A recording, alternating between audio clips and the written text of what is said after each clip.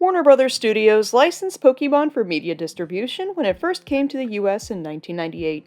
They released the first 3 Pokémon films and played the Pokémon TV series on their own channel, Kids WB, throughout the late 90s and early 2000s. While Americans are very familiar with Warner Bros. Here in the States for their films and other media franchises, many don't know they actually have their own theme park in Queensland, Australia. Warner Bros. Movie World opened in 1991, inspired by Universal Studios theme park and Disney MGM Studios theme park.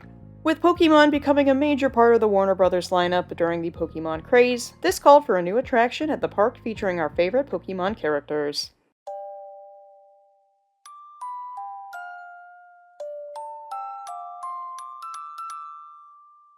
While browsing the Wikipedia page of former attractions at Movie World one afternoon, there was an event that jumped out at me: Pokémon Island Adventure. This was, of course, one of the few on the list that did not have a Wikipedia page dedicated to it. All the descriptions said that it was a walkthrough interactive attraction with animated Pokémon characters.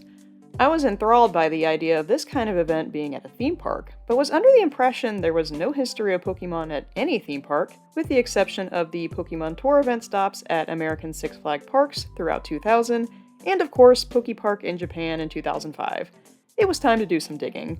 Google, of course, had little to no information. Movie World's archived website had absolutely nothing on it, which was a little bit surprising. However, I did fall upon the Flickr page of a man to the name of James Colmer. Inside this album was quite a few photographs of this lost event, including close-ups of some of the Pokemon statues and all of the sets. This was a fantastic find. These images seemed to be the only indication of this event that I could find online. I found myself looking into the uploader, James Colmer.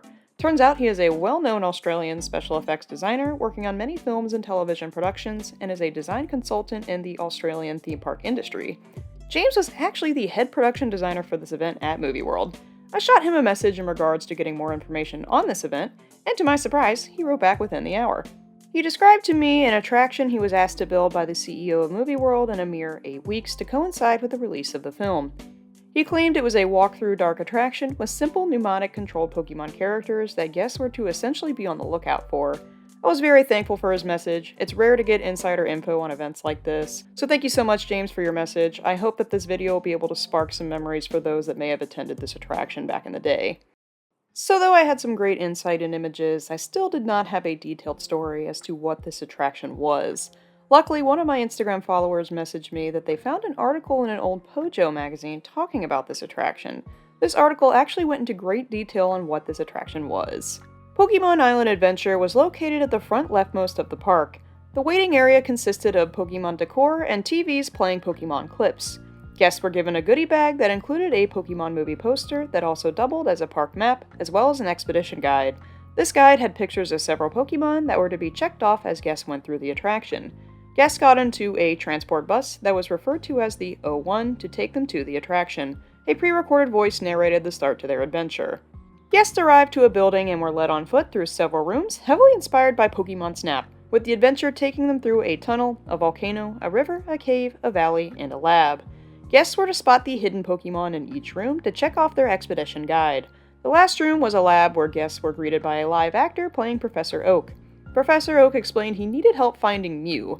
The animatronic Mew would pop out of a box behind Oak for kids to point out, but as soon as Oak turned around, Mew would disappear back into the box. They would essentially play cat and mouse for a little bit, and the walkthrough portion was over. The attraction ended at the Pokémon the First Movie headquarters, which was a gift shop for Pokémon merchandise. There was also a photo op with Pikachu.